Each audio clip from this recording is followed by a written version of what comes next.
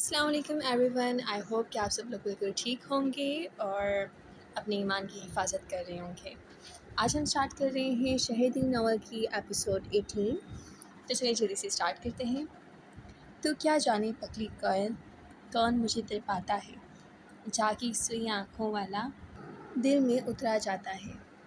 کتنے کومل کومل چہرے میری راہ میں آتے ہیں، لیکن وہ ایک سندر چہرہ سپنوں میں آ جاتا ہے۔ اس کا درد چھپا کر دل میں غزلیں لکھتے رہتے ہیں۔ ہر موسم کی پہلی بارش اس کی یاد دلاتی ہے۔ باد صبا کا ہر ایک جھونکا اس کی یاد دلاتا ہے۔ تو کیا جانے پکھی کوئل کون مجھے تڑپاتا ہے۔ اسی پچھلے آنگن میں کل اشر نے اس کے لیے ٹاہلی کے پیڑ میں جھولا ڈالا تھا۔ اسے اپنے کارنامے سے آگاہ کرنے کو ساتھ لا کر دکھایا، داد وصول کی اور پھر خود ہی جھولتا رہا۔ ایمان نے 2-3 مرتبہ اسے خالی کرنے کو کہا تو دانت گھس کر ہر بار ٹکا سا جواب دے ڈالا، یہ تو بڑے مسئلے کا کام ہے، کاش میں ساری زندگی بچہ ہی رہتا، اماں مجھے جھولے میں ڈالے جھلاتی رہتی۔ یہ تم نے اپنے لیے بنایا ہے یا میرے لیے؟ ایمان نے جب ضبط جواب دیا تو دانت پیس کر بولی، ڈالا تو آپ کے لیے ہی تھا، اماں نے کہا تھا بچی سارا دن اداس بلبل بنی رہتی ہے، جھولا ڈال دو، اب تم اترو گی یا میں تائی اماں کو شکایت کروں تمہاری؟ اسے یک غصہ آنے لگا، یہ لیجیے اتر گیا۔ ویسے آپ کو اتنی بیتابی کیوں ہو رہی ہے جھولے پہ بیٹھنے کی؟ یہ گانا گائیں گی کیا؟ باغوں میں پڑے جھولے تم ہمیں بھول گئے، ہم تم کو نہیں بھولے، وہ لہک لہک کر گانے لگا۔ ایمان کی ہنسی چھوٹ گئی، مسخرے ہو پورے، ویسے وہ ہیں کون جن سے آپ یہ شکوہ کریں گی؟ رازداری سے اسی جانب جھکا، ایمان نے جھلا کر اسے پوری قوت سے پیچھے کی جانب دھکیلا دیا۔ خود سے پوچھو، کیونکہ یہ گانا میں نہیں تم گا رہے ہو۔ ایمی، اشر واپس آؤ، تائی ماں بلا رہی ہیں، فضا دروازے میں کھڑی پکار رہی تھی۔ ایمان نے ہاتھ ہلا دیا، آتے ہیں کچھ دیر، تم چلو۔ اف ہو، ابھی آؤ، تائی اماں کہہ رہی ہیں اس ٹائم پہ درختوں کے نیچے کھڑے ہونے کی ضرورت نہیں، فضا نے وہیں سے ہانک لگا کر کہا اور ساتھ لے کر ہی چلی، جس میں ایمان کو تاؤ سا آ گیا تھا۔ اس وقت کیا ہوتا ہے؟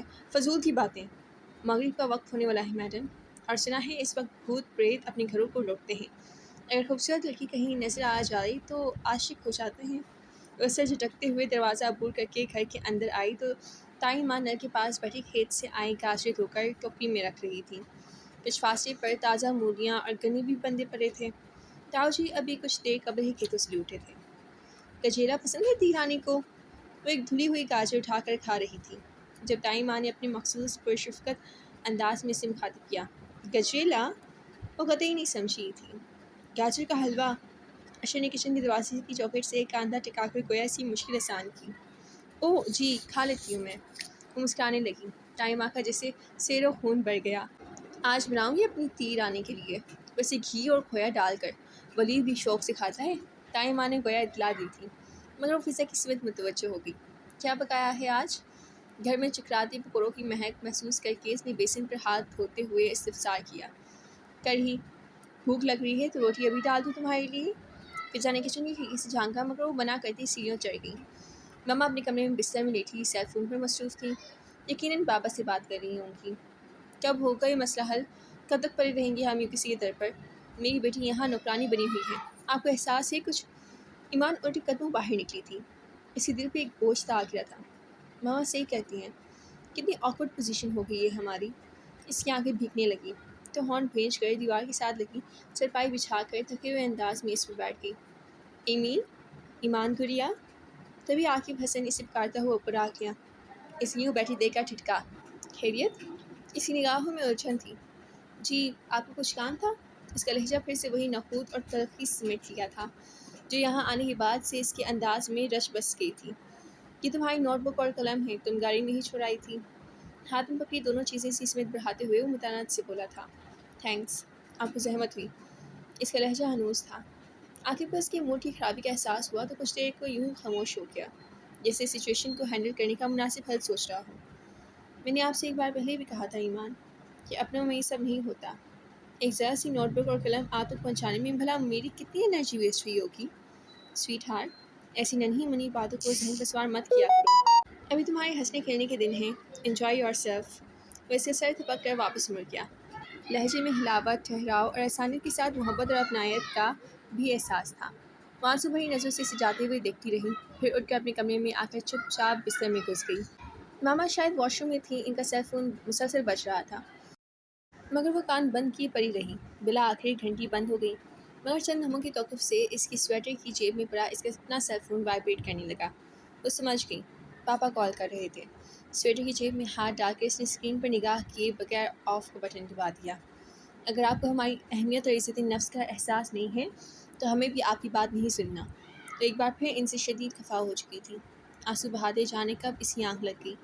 دوبارہ اس وقت کھلی جب فضا نے اسے زبردستی جگا دیا تھا۔ What naan sense! کیا طوفان آ گیا ہے کوئی؟ وہ نیند خراب ہونے پر دھاری تھی۔ کھانا کھا لو پھر سو جانا۔ فضا بیچاری خفیف سی ہو گئی۔ نہیں کھانا مجھے تمہاری اسپیشل کھانا۔ اوہ، قریب بگوڑے نہ ہوئے مرد مسلم ہو گیا، وہ حقارت سے بولی۔ فضا نے چونک کر اسے دیکھا۔ تمہیں جو کھانا تھا وہ بتا دیتی، میں بنا لیتی۔ ہاں تم بنا لیتی، تم نوکرانی ہو نا، کبھی میری پسند کا بناتی، کبھی گھر والوں کی نخرے اٹھاتی۔ فضا شدت رہ گئی۔ ایمی کیا ہو گیا ہے؟ پاگل ہو گئی ہوں میں، دماغ ستیا گیا ہے۔ اور کیا؟ وہ اتنی وحشت سے چلائی کہ آواز پھٹ گئی۔ فضا نے ہونٹ بھینچ لیے تھے۔ جس دن میں گھر پہ نہیں تھی اس روز تمہیں ولید نے ناشتہ بنا کر دیا تھا، کیا تم نے اسے اپنی ملازموں کی فہرست میں شامل کر لیا؟ نہیں ایمی، یہ محبتوں اور احساس کی بات ہوتی ہے، دلوں میں گنجائش نکلے تب ہی یہ کام ہو پاتے ہیں، مگر تم نہیں سمجھ سکتی۔ تمہیں کس نے بتایا کہ مجھے ولید نے اس روز ناشتہ بنا کر دیا تھا؟ زہر خند لہجے میں بولی تھی۔ فضا نے گہرا سانس کھینچ لیا تھا۔ کم از کم ولید نے نہیں بتایا۔ Don't worry. پھر کس نے بتایا؟ تب گھر پہ صرف دادا تھے، وہ بھی سو رہے تھے۔ وہ چٹکنے لگی۔ اشر بھی تھا، اشر نے ہی مجھے بتایا تھا، وہ بھی اس وجہ سے وہ خوش تھا کہ تمہاری بڑی بھائی سے صلاح ہو گئی ہے۔ فضا نے گویا وضاحت دے کر جان چھڑائی۔ ایمان کا چہرہ سرخ ہو گیا۔